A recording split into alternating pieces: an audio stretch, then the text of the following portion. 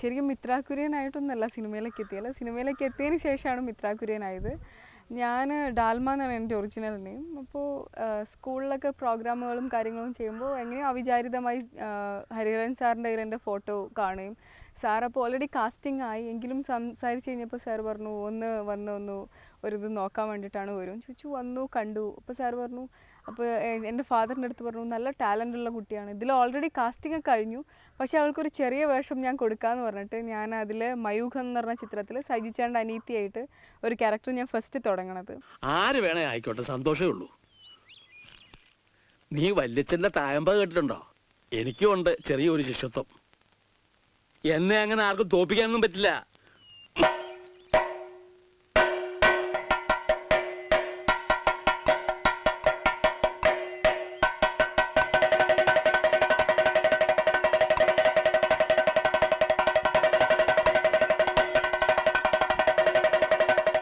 നെടുമുടി വേണുങ്കിൾ എൻ്റെ അച്ഛനായിട്ട് അഭിനയിക്കണത്. അപ്പോൾ വേണുങ്കിൾ അവിടെ ഒരു പ്രശ്നം നടക്കുമ്പോൾ, വീട്ടിലൊരു പ്രശ്നം നടക്കുമ്പോൾ സൈജു ചേട്ടൻ അവിടെ എന്തോ പ്രശ്നം ഉണ്ടാക്കുമ്പോൾ ഞാൻ വന്നിട്ട് സൈജു ചേട്ടനെ അടിക്കുന്ന സീനാണ്. അടിച്ചു കഴിഞ്ഞപ്പോൾ സൈജു ചേട്ടൻ എന്നെ തിരിച്ച് ഇങ്ങനെ വലിച്ച് വീഴുമ്പോൾ ഞാൻ താഴെ വീഴും, കരയണു, അച്ഛൻ എണീപ്പിക്കണു, സമാധാനിപ്പിക്കണു, ഇതൊക്കെയാണ്. അപ്പോൾ ഞാൻ ആദ്യം വന്ന് റിഹേഴ്സലിൽ ഞാൻ അടിച്ചപ്പോൾ എൻ്റെ കയ്യിലൊരു ബാഗുണ്ട്, പതുക്കെ അടിച്ചുള്ളൂ. അപ്പോൾ ഹരിഹരൻ സാർ വന്നിട്ട് പറഞ്ഞു, നീ നല്ല മുറുക്കി അടിച്ചോ, ഒറിജിനലായിട്ട് തന്നെ അടിച്ചോ, അവന് വേദന എടുക്കൊന്നുമില്ല എന്ന് പറഞ്ഞു. പിന്നെ ഷോർട്ടായി കഴിഞ്ഞപ്പോൾ നല്ല മുറുക്കി അടിച്ചു. പട്ടവന്ന് എറിഞ്ഞപ്പോൾ എന്ത് സംഭവിച്ചോ, അവിടെ ഒരു ബെഞ്ച് കിടക്കുന്നുണ്ടായിരുന്നു. അപ്പോൾ ബെഞ്ചിൻ്റെ ഇങ്ങനെ ബാക്കിലേക്ക് പോയി വീണത്, റിഹേഴ്സലിന് വീണത്.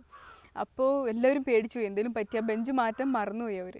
അപ്പോൾ അത് കഴിഞ്ഞപ്പോൾ വേണുങ്കിൾ എണീപ്പിച്ചിട്ട് പറഞ്ഞു, ആദ്യത്തെ ഇതല്ലേ, ആദ്യമായിട്ട് ഇങ്ങനെ എന്തെങ്കിലും സംഭവിച്ചാൽ പിന്നെ അങ്ങോട്ട് ഒന്നും സംഭവിക്കാണ്ട് അങ്ങ് കയറിക്കോളും, ആദ്യം എല്ലാവർക്കും ഇത് പറഞ്ഞത് നല്ലതാണെന്ന് പറഞ്ഞു. അപ്പോൾ നമുക്ക് ശരി പറഞ്ഞിട്ട് അതും ഇത്ര ഇതൊന്നും അറിയില്ല. പിന്നെ ഷോർട്ടിന് അത് ചെയ്തു, ശരിയായി. അപ്പോൾ എല്ലാവരും പറഞ്ഞു, ഓ കറക്റ്റായാലും റിഹേഴ്സലിന് ചെയ്തേക്കാൾ നന്നായി ടേക്കിൽ എന്നൊക്കെ പറഞ്ഞു. അപ്പോൾ ഭയങ്കര സന്തോഷമായി. ആരാടി തെമ്മാടികളോട് തെണ്ടി നടക്കുന്നത്? ആരാന്ന്? ഏട്ടൻ തന്നെ, വേറെ ആരാ?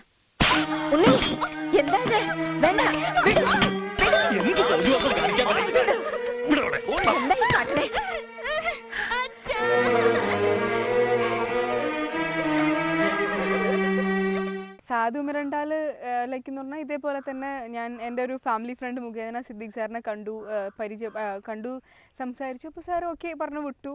പിന്നെ ഞാൻ എൻ്റെ ആസ് യൂഷ്വൽ എൻ്റെ ലൈഫ് പോലെ തന്നെ പോയിക്കൊണ്ടിരുന്നു. അപ്പോൾ പെട്ടെന്ന് ഒരു ദിവസം അവിടെ നിന്ന് വിളിച്ചു, ചെന്നൈയിലേക്ക് വന്ന് പറഞ്ഞിട്ട്.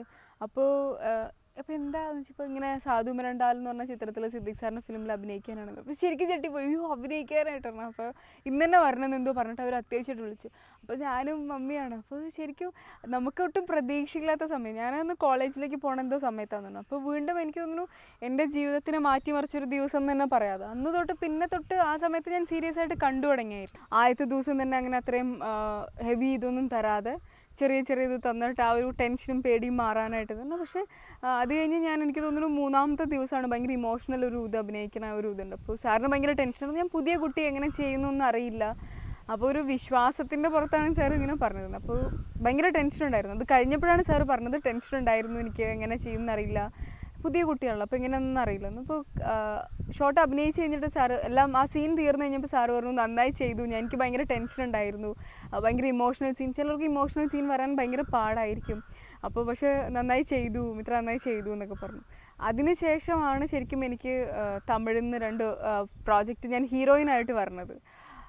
ആ പ്രോജക്റ്റ് ചെയ്തുകൊണ്ടിരിക്കുമ്പോഴാണ് പിന്നെയും സിദ്ദിഖ് സാറിന്റെ പ്രോജക്റ്റ് ബോഡി ഗാർഡിലേക്ക് അങ്ങനെ പറഞ്ഞത്. നീ ഇതെല്ലാം തുറന്ന് പറഞ്ഞ നിന്നെ അശോകേട്ടന്റെ കയ്യിൽ ഭദ്രമായിട്ട് കൊണ്ട് ഏൽപ്പിക്കാവും അയാൾ ആദ്യം ചെയ്യാം. നിന്നോട് സ്നേഹം ഉണ്ടെങ്കിൽ പോലും അയാൾ അങ്ങനെ ചെയ്യൂ, അയാൾക്ക് അങ്ങനെ ചെയ്യാൻ പറ്റൂ. നിന്റെ ഈ സ്നേഹം കൊണ്ട് അയാളുടെ ജീവൻ അപകടത്തിലാവുന്നല്ലാണ്ട് ഒരിക്കലും അയാളെ നിനക്ക് കിട്ടാൻ പോകുന്നില്ല അമ്മു.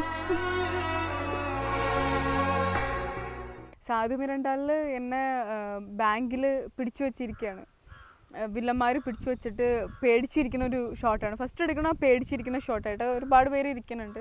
അപ്പോൾ അതിൻ്റെ ഉള്ളിൽ പേടിച്ചിരിക്കുന്ന ഒരു ഷോട്ടായിട്ട് എടുക്കുന്നത്. ആ ഒരു ഇതുണ്ടായിരുന്നുള്ളൂ.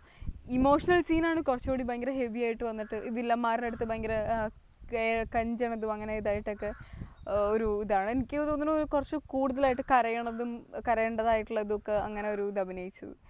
പക്ഷേ ഇന്ന് ഓർക്കുമ്പോൾ എന്താ പറയുക ഭയങ്കര രസകരമായിട്ടിരിക്കും. കാരണം മനസ്സിൽ എനിക്കതൊന്നും ഒട്ടും ഇഷ്ടമുണ്ടായിരുന്നെങ്കിലും ഇതെന്താണെന്ന് അറിയാൻ പാടില്ലാണ്ട് പോയിരുന്ന് ഇത് അത്ര ഒക്കെ സിനിമ ഇഷ്ടമാണ്, അഭിനയിക്കാൻ ഇഷ്ടമാണ്, ഇത്രേ അറിയുള്ളൂ. എന്താണ് ഇതിൻ്റെ പുറകിൽ, അല്ലെങ്കിൽ എത്ര പേര് ജോലി ചെയ്യുന്നുണ്ട്, ഇതെങ്ങനെയാണ്, ഇതൊന്നും അറിയില്ല, സിനിമയെ പറ്റി ഒന്നും അറിയാൻ പാടില്ല. ശരി എന്ത് പറഞ്ഞാലും ഓക്കെ അത് ചെയ്യാറുണ്ട്. പിന്നെയാണ് എങ്ങനെയാണ് ഒരു ക്യാരക്ടർ ആവേണ്ടത്, അതിൻ്റെ കാര്യങ്ങളൊക്കെ പിന്നെ എക്സ്പീരിയൻസ് എന്ന് പറഞ്ഞാൽ ഒരു വലിയ കാര്യം തന്നെയാണെന്ന് ഞാൻ ഇന്നും വിശ്വസിക്കുന്നു.